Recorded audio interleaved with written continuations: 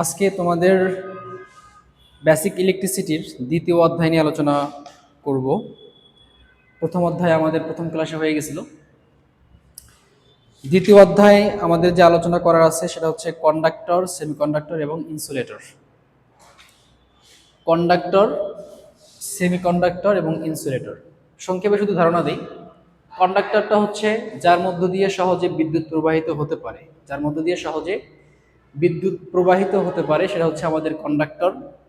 আর যার মধ্য দিয়ে বিদ্যুৎ বিদ্যুৎ প্রবাহিত হতে পারে বাট কম, কিছু বাধা পায়, হ্যাঁ, বিদ্যুৎ প্রবাহের ক্ষেত্রে কিছু বাধা পায়, সেটা হচ্ছে আমাদের সেমিকন্ডাক্টর। মানে কন্ডাক্টরের মধ্যে দিয়ে যে পরিমাণ সহজেই বিদ্যুৎ প্রবাহিত হতে পারে, বাট সেমিকন্ডাক্টরের মধ্যে সেই পরিমাণ বিদ্যুৎ প্রবাহিত হতে পারে না, কিছুটা বাধা পায়। বাধাটা কি সেটা আমরা আলোচনা করব, আসতেছি। আর ইনসুলেটর হচ্ছে যার মধ্যে দিয়ে বিদ্যুৎ প্রবাহিত হতে পারে না। উদাহরণস্বরূপ যদি বলি, কন্ডাক্টরের উদাহরণ হচ্ছে কপার হতে পারে, অ্যালুমিনিয়াম, এগুলো হচ্ছে আমাদের কপার কন্ডাক্টর। আর সেমিকন্ডাক্টর হতে পারে সিলিকন, জার্মেনিয়াম। আমরা সবচেয়ে বেশি ব্যবহার করি সিলিকনটাকে বেশি সবচেয়ে ইউজ করা হয় সেমিকন্ডাক্টর পদার্থ হিসাবে। আর ইনসুলেটর, ইনসুলেটর অসংখ্য উদাহরণ আছে ইনসুলেটর, যেমন কাঠ, বই, চেয়ার, টেবিল, হ্যাঁ, ইট, এই সকল বিষয়গুলো হচ্ছে আমাদের ইনসুলেটর, মানে যার মধ্যে দিয়ে বিদ্যুৎ প্রবাহিত হতে পারে না। আচ্ছা, এখন এই যে বললাম বাধা, বাধাটা মূলত কি? যে একটার মধ্যে দিয়ে বিদ্যুৎ প্রবাহিত হতে পারে সহজে, আর একটা হইতে পারে না, বাধাটা মূলত কে দেয়? কয়েকটা বিষয়ের উপর আমাদের রোধ বা বাধা, যেটাকে আমরা বলতেছি রেজিস্ট্যান্স, কয়েকটা বিষয়ের উপর আমাদের এই বাধাটা কাজ করে। বাধা, চন্দ্রবিন্দু আছে? নাই। আচ্ছা, বাধা কাজ করে মানে হচ্ছে কি? রেজিস্ট্যান্স। হ্যাঁ, এটা ইংলিশে হচ্ছে রেজিস্ট্যান্স, রেজিস্ট্যান্স বা রোধ বলা হয়, রোধ। ইলেকট্রন প্রবাহকে কি করে? রোধ করে। রেজিস্ট্যান্স, তো রেজিস্ট্যান্স কয়েকটা বিষয়ের উপর নির্ভর করে। একটা, আমরা যে কন্ডাক্টরটা ইউজ করতেছি, যে পরিবাহীটা ইউজ করতেছি, কন্ডাক্টর, হ্যাঁ, যে কন্ডাক্টরটা ইউজ করতেছি তার যে বাধাটা হবে, বাধাটা কয়েকটা বিষয়ের উপর নির্ভর করে। একটা তার দৈর্ঘ্যের উপর নির্ভর করে, আর একটা তার ক্ষেত্রফলের উপর নির্ভর করে। ওকে, এই বিষয়গুলোর উপর নির্ভর করে। তাপমাত্রার উপর ডিপেন্ড করে, টেম্পারেচার, টেম্পারেচারের উপর কি করে? নির্ভর করে ওই কন্ডাক্টরের পরিবাহীর রোধটা কেমন হবে। তো তোমাদের এখানে একটা প্রমাণ আছে, যে প্রমাণটা করলে আমরা বুঝতে পারবো আসলে কিভাবে এই রোধটা কাজ করে।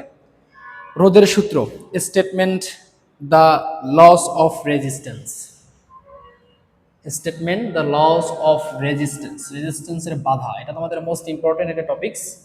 এই প্রমাণটা পরীক্ষায় এর আগের বার অনেকবার আসছে, সামনেও আসবে। হ্যাঁ, তো আমরা রোধের সূত্র নির্ণয় করব। রোধের সূত্র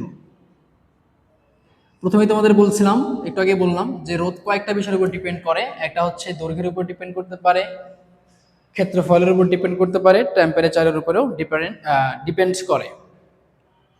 তো দেখো, রোধের সূত্র, রোধের সূত্রের 1 নম্বর থিওরি যেটা, সেটাকে বলা হইতেছে এরকম, যে একটা পরিবাহীর রোধ উহার দৈর্ঘ্যের সাথে সমানুপাতিক।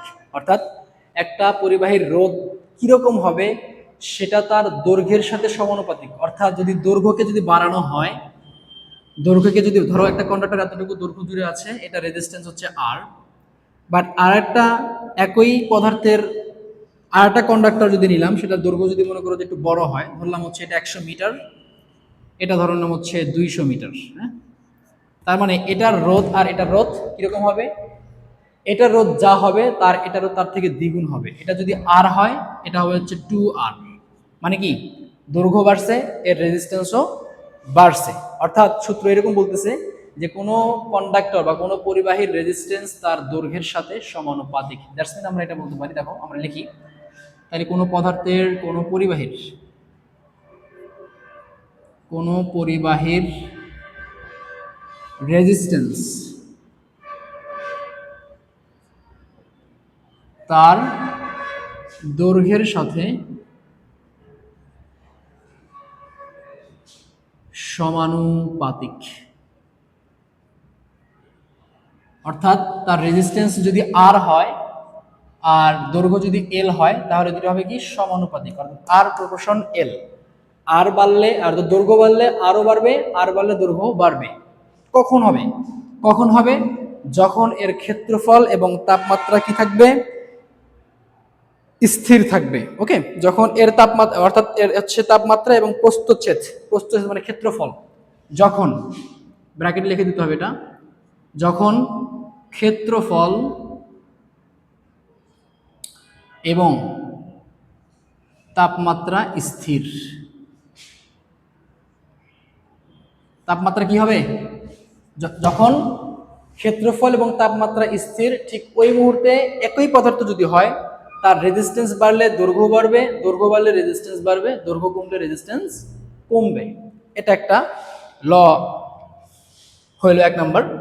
আর আরেকটা বিষয় বলা হয়েছে যে আমরা বলছিলাম যে তাপমাত্রার উপরে হচ্ছে পরিবাহীর রেজিস্ট্যান্স ডিপেন্ডেন্ট। দ্যাটস মিন এই ক্ষেত্রে আমাদের তাপমাত্রাকে কি রাখছি?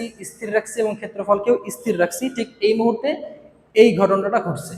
2 নাম্বার, কোন পরিবাহীর রেজিস্ট্যান্স, কোন পরিবাহীর রোধ তার উপাদান অর্থাৎ তার রোধের উহার প্রস্থচ্ছেদের উল্টানুপাতিক। মানে প্রস্থচ্ছেদের উল্টানুপাতিক মানে হচ্ছে তার ক্ষেত্রফলের উল্টানুপাতিক।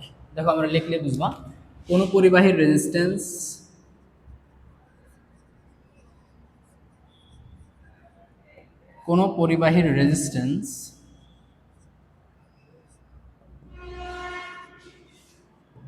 তার, তোমাদের বইয়ে প্রস্থচ্ছেদ দেওয়া আছে, হ্যাঁ, ক্ষেত্রফল বলা যায়। প্রস্থচ্ছেদ বা ক্ষেত্রফলের উল্টানুপাতিক, অর্থাৎ আমাদের রেজিস্ট্যান্স যদি আর হয় আর ক্ষেত্রফল যদি এ হয়, তার কি হবে? উল্টানুপাতিক হবে। উল্টানুপাতিক মানে কি? যদি ক্ষেত্রফল বৃদ্ধি পায় তাহলে রেজিস্ট্যান্স কমবে, আর ক্ষেত্রফল যদি বাড়ে তাহলে রেজিস্ট্যান্স কমবে, আর ক্ষেত্রফল কমলে রেজিস্ট্যান্স বাড়বে। এটাকে আমরা বলতেছি কি? উল্টানুপাতিক। এটা ছিল সমানুপাতিক, এটা হচ্ছে উল্টানুপাতিক। আচ্ছা, এই ঘটনাটা কখন ঘটবে? ঠিক ওই মুহূর্তে ঘটবে যখন আবার দৈর্ঘ্য এবং তাপমাত্রা, যখন দৈর্ঘ্য এবং তাপমাত্রা স্থির থাকবে। দৈর্ঘ্য এবং তাপমাত্রা কি থাকবে? যখন স্থির থাকবে, ঠিক ওই মুহূর্তে পরিবাহীর যদি ক্ষেত্রফল কমে তাহলে রেজিস্ট্যান্স বাড়বে, আর যদি ক্ষেত্রফল কমে তাহলে রেজিস্ট্যান্স বাড়বে। আবার যদি এরকম যদি হয়, এটা কিন্তু মাস্ট লিখতে হবে, কারণ দৈর্ঘ্য বাড়লে কিন্তু আবার এটা কাজ করবে না। দৈর্ঘ্য বাড়লে আবার অন্যরকম কিছু একটা হবে। হ্যাঁ, তো এই ঘটনাটা তখনই ঘটবে যখন আমাদের দৈর্ঘ্য এবং তাপমাত্রা কি থাকবে? স্থির থাকবে। আচ্ছা, এটা ধরে নিলাম আমরা 1 নম্বর সমীকরণ, এটাকে আমরা ধরে নিলাম 2 নম্বর সমীকরণ। এখন 1 ও 2 নং সমীকরণ হতে পাই, 2 নং সমীকরণ হতে পাই, দুইটা দিয়ে কি আছে? আর প্রপোর্শন এল, আর প্রপোর্শন 1/a, দেখছেন উল্টানুপাতিক।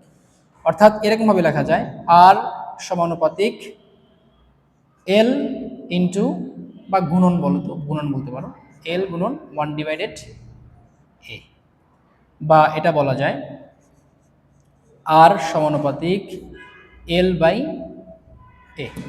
এখন আমরা নরমালি ক্যালকুলেটর যখন আমরা প্র্যাকটিক্যাল হিসাব করি তখন আমাদের এই সমানুপাতিক নিয়ে আমরা হিসাব করি না, আমরা সমান নিয়ে হিসাব করি। সমান নিয়ে হিসাব মানে কি?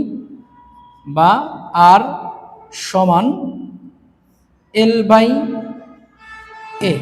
বাট এখানে কন্ডিশন হচ্ছে, যখন আমরা সমানুপাতিক উঠায় দিতে চেয়ে যখন আমরা সমান নিয়ে আসি তখন এটা ধ্রুবক মান ব্যবহৃত হয়। ধ্রুবকটা এখানে হচ্ছে আমাদের রো ধরা হচ্ছে। কি ধরা হচ্ছে? রো। এটাকে আমরা বলতেছি রেজিস্টিভিটি। এটা ডিপেন্ড করবে আমরা কোন ধরনের পদার্থ ইউজ করতেছি, কোন ধরনের পদার্থের কন্ডাক্টর ইউজ করতেছি, তার উপরে আমাদের এই রোটা ডিপেন্ড করবে। এই রোটাকে আমরা কি বলতেছি? রেজিস্টিভিটি। রোটাকে আমরা কি বলতেছি? এখানে হেয়ার, হেয়ার, রো একটি, রোটা এরকম হবে, রোটা এটা একটি কি সমানুপাতিক ধ্রুবক, সমানুপাতিক ধ্রুবক। রোটা একটি কি, রো হচ্ছে একটা সমানুপাতিক ধ্রুবক যাকে আমরা বলতেছি রেজিস্টিভিটি। রোটা হচ্ছে কি রেজিস্টিভিটি, আর এই রেজিস্টিভিটিটা